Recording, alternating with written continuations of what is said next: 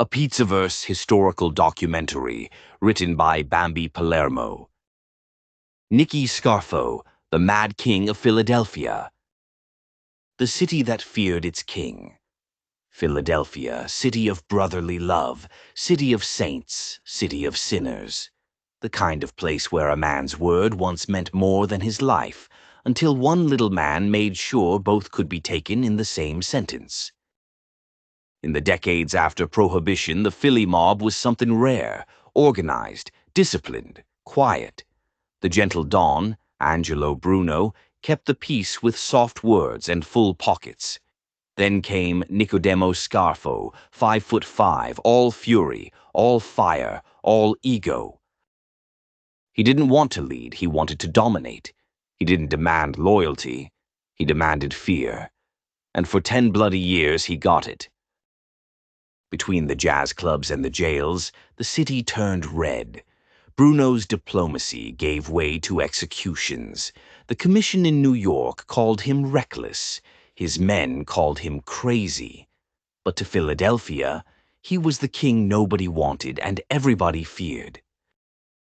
This is the rise, reign, and ruin of the smallest, cruelest Don in American mob history. This is the story of little Nicky Scarfo, the mad king who ruled through terror and died in silence. South Philly soil, South Philadelphia in the 1930s, was a world unto itself. Narrow streets, the smell of gravy from every window, mothers in aprons shouting in dialect, and kids playing stickball with broom handles. But underneath the warmth was a pulse of danger, a neighborhood that raised hustlers faster than priests. Nicodemo Scarfo was born there in 1929 to Calabrian immigrants who brought old country pride and new world struggle. He was small, quick, and mean as a hornet. He learned early that reputation was survival. His father laid bricks by day, drank wine by night, and told his boy one thing: never let nobody laugh at you. Nicky took that to heart. By his teens, he was fighting in alleys, running messages for bookmakers, watching older guys in suits who never seemed to work a day. He saw the difference between power and labor, and he wanted the one that didn't sweat. Lessons in violence. By the time he was 20, Scarfo had already tasted the inside of a cell. A bar fight, some bum mouthed off. Nicky pulled a blade, the guy survived, but his reputation didn't. In prison, Nicky found his gospel, The Prince by Machiavelli. He devoured it like scripture. It's better to be feared than loved, became his creed. When he got out, he wasn't some punk anymore. He was a student of domination. The Philadelphia mob, run then by Angelo Bruno, the gentle Don, noticed him. Bruno was smooth, diplomatic, the kind of man who made crime look civil. He liked Nicky's drive, but hated his temper, so when Scarfo picked one fight too many, Bruno sent him away to Atlantic City. A punishment, supposedly, but fate's a funny old thing. Sometimes exile's the start of empire. The concrete kingdom Atlantic City in the early 70s was a graveyard of its former self. Dying hotels, fading boardwalks, old men playing cards and memories. Then came 1976. The state legalized gambling, and overnight the city turned into a gold rush. Construction cranes sprouted like weeds. Nicky Scarfo saw it before anyone. The unions would need protection, contracts would need negotiation, and every brick would need his blessing. He moved like a shark through shallow water, quiet, invisible, fatal. He bullied his way into the labor rackets, skimming from every cement pour, controlling who got jobs and who didn't. He'd show up on job sites in a tailored suit, give a half smile, and the foreman would suddenly remember his dues. He was small in stature, but in Atlantic City he walked like a god. The death of peace, March 24, 1980. South Philly loses its calm. Angelo Bruno, the gentle Don, is found dead in his car, shot once behind the ear. No suspects, no witnesses, no peace. The era of diplomacy dies with him. The power vacuum pulls everyone in, and Scarfo sees his moment. The family fractures, old loyalties crumble, and through the smoke steps the little man with the big temper. He speaks softly, but every sentence cuts. Within a year, he's crowned boss. Some cheer, most pray.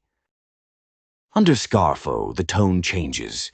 Bruno's rules, no killing without cause, no showboating, go out the window. The new boss wants tribute, obedience, and silence. Those who question him vanish. Those who flatter him live for now. Fear for breakfast.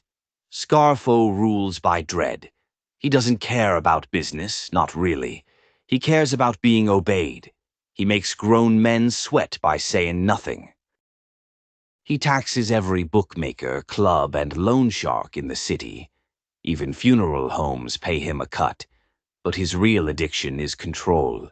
He keeps mental lists of insults, holds grudges like assets.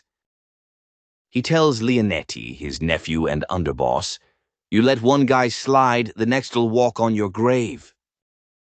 Philly turns cold. Soldiers whisper, wives cry, and even capos carry pistols to dinner.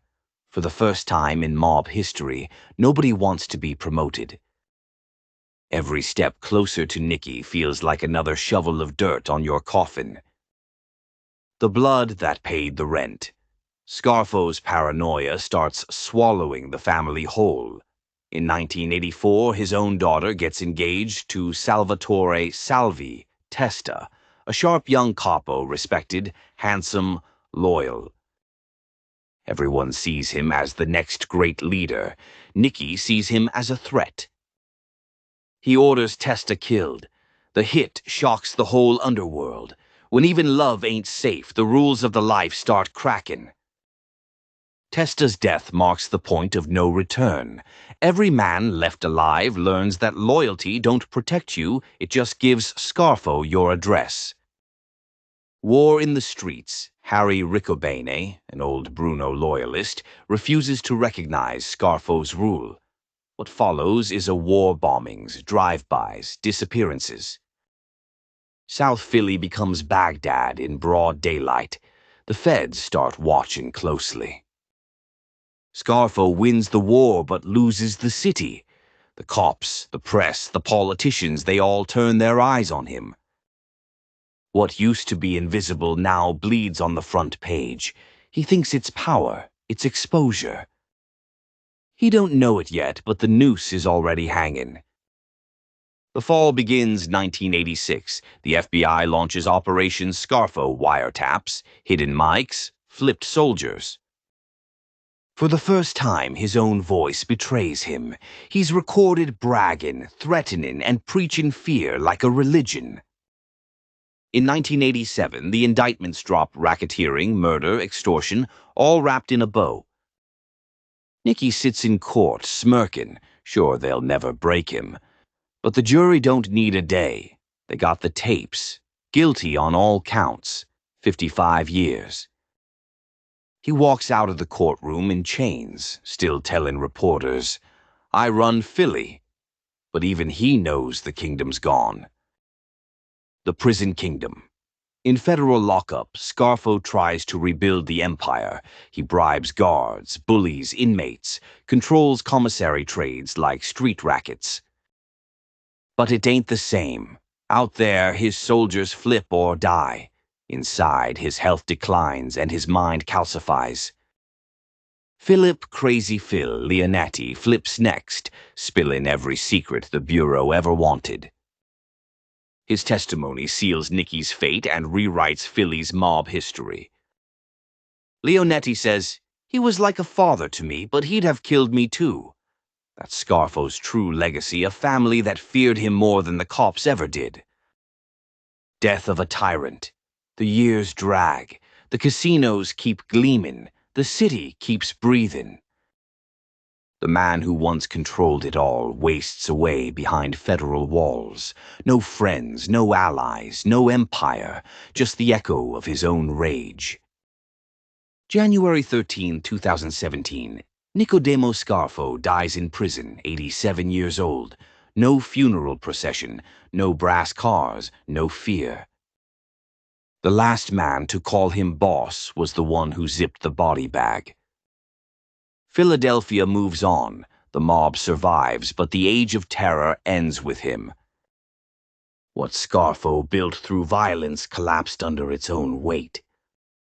He proved what every fool in power eventually learns. Fear's a short-term investment, and when it runs out, all you got left is ghosts. He wasn't the biggest, or the smartest, or the richest. But for 10 years, Nicodemo Scarfo was the most feared man in Philadelphia. He ruled like a tyrant and died like a prisoner. The moral ain't subtle. Power without purpose rots the soul. You can lead with loyalty or rule with fear, but only one of those survives past your name. And that is the story of little Nicky Scarfo, the king who built his castle out of concrete and corpses, and found out too late that both crack in time. Power's a funny thing, kid. It don't come from guns or gold, it comes from what people believe you can take from them. Scarfo mastered that game, but he forgot the rule every real Don learns sooner or later: fear don't last. Respect does. For a decade, he built an empire on intimidation. When the fear ran dry, the empire collapsed. The same men who bowed to him turned him in. The same streets that once whispered his name forgot it overnight. By the time the guards zipped the bag on him in 2017, he wasn't a legend, he was a lesson. A cautionary tale carved into Philly concrete, that violence without vision is suicide on a delay. Nicodemo, little Nicky, Scarfo, the mad king who proved you can scare everyone, right up until nobody's left to be scared.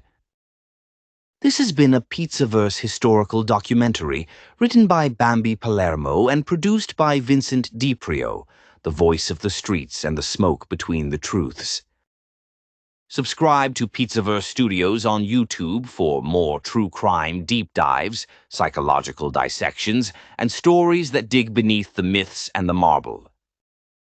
We don't romanticize the mob, we record its ghosts. We don't rewrite history, we excavate it. 'Cause in the Pizzaverse, the streets still talk, and we make damn sure you hear what they're saying.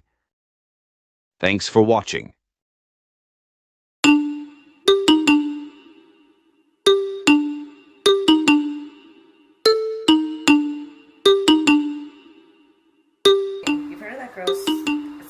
She tries to be, but she's not. You seen her hair?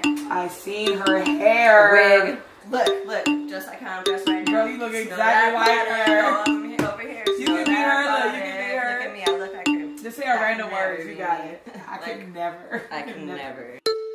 I will never let a dude that lie to himself come and lie to my face and believe it. I don't gotta kick it with you to know you ain't shit.